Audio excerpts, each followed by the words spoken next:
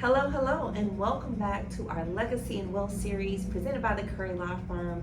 I'm Eleanor Curry, your favorite business law and real estate attorney, and we are continuing on our series where last week we talked about business trust, which is a very useful vehicle if you're really thinking about next steps for your business and really planning for contingencies and the what ifs that we all know can happen as a business owner. And today we're picking that up because as I thought about and shared information about business trust, I really thought that is a tool in your succession planning toolbox. But if you haven't thought about succession planning, if you haven't thought about what's next, if you don't have any contingencies together, maybe business trusts are a second step. First and foremost, you should have a succession plan for your business. And when we talk about succession planning, we're really just thinking about what happens in your absence. That absence may be some short term, an accident or something that keeps you away from your business. But really your succession plan, while that is a contingency, is thinking about how you are going to matriculate through your business. So lots of us business owners, we work hard, we work day and night to build a business, but at some point, usually our goal is that we're going to incorporate maybe our kids to take over, or have a trusted manager begin to operate, or even just sell the business and exit it altogether, entering into a retirement. But what we do know for certain is there's a period to all of our lives, and at some point we have to think about what happens to our business if we phase out and we have an intention for our business to continue. So that succession plan is, okay, you want your business to continue. Check. One, you have that intention. But how do you put a plan in place, be it by management, be it by control, and it may even be being forward thinking about beneficiaries to make sure that your business can continue and any income that you would be directed because of that business is then redirected in your absence to people you care about, maybe your kids, maybe a charity. But you have to be thoughtful and you have to be intentional to get that done. So when it comes to succession planning, what are the basics? What should you think about, and what can you do yourself? You don't need an attorney to begin to put your succession plan in place, but you may want to, think about carefully how these things fall into place and making sure you're protected and it's a well thought out plan. First things first, who's going to control and run things? Who is the day-to-day operations go-to person? You have to have someone in place, and they have to have the understanding of what their responsibilities will be, especially if you are the go-to person right now, right? Maybe you're doing everything from the rooter to the tutor, and people come in here and there to help you, but they do not understand the bigger picture. They do not really understand how everything is woven together.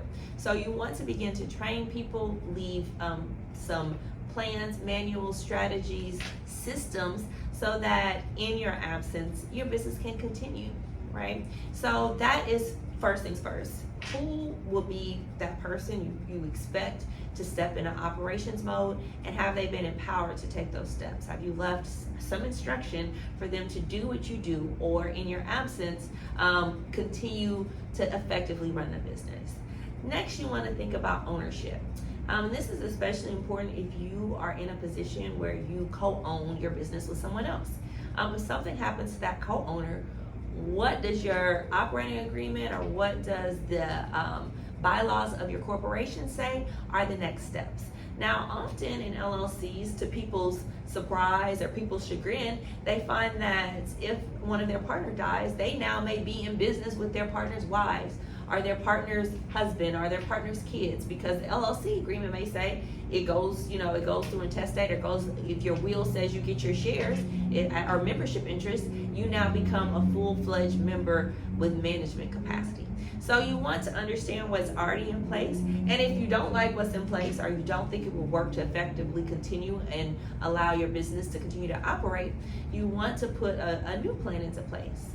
So in that sense, you may be thinking about buy-sell agreements. You may be thinking about allowing people to sell their shares in some sort of structured way, but there has to be a thought about ownership, because things don't happen naturally. I always tell people, if you did something in the legal system to get something done, you probably have to do something to get it undone. So don't naively make the assumption that, oh, it'll just go here, it'll just go there, and everything will work out.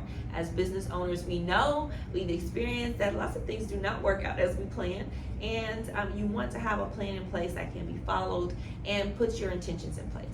And last but not least, we want to think about our beneficiaries. Often our business is what allows us to live the life we live. It fuels our family, it fuels our community. And if we're not in place, if that business doesn't exist, the question becomes, how do you continue to fuel those things that are important to you?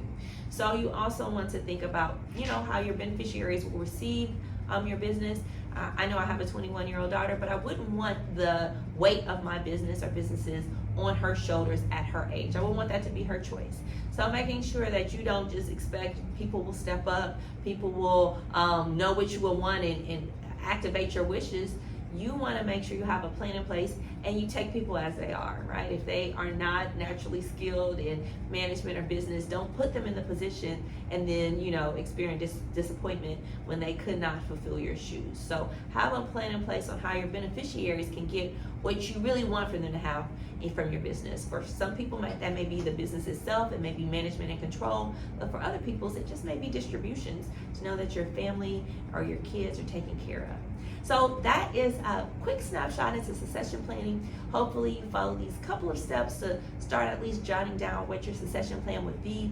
And of course, if you have any questions about succession planning or getting a business trust or just regular trust in place for you and your family's protection, make sure to reach out to the Curry Law Firm. Thanks.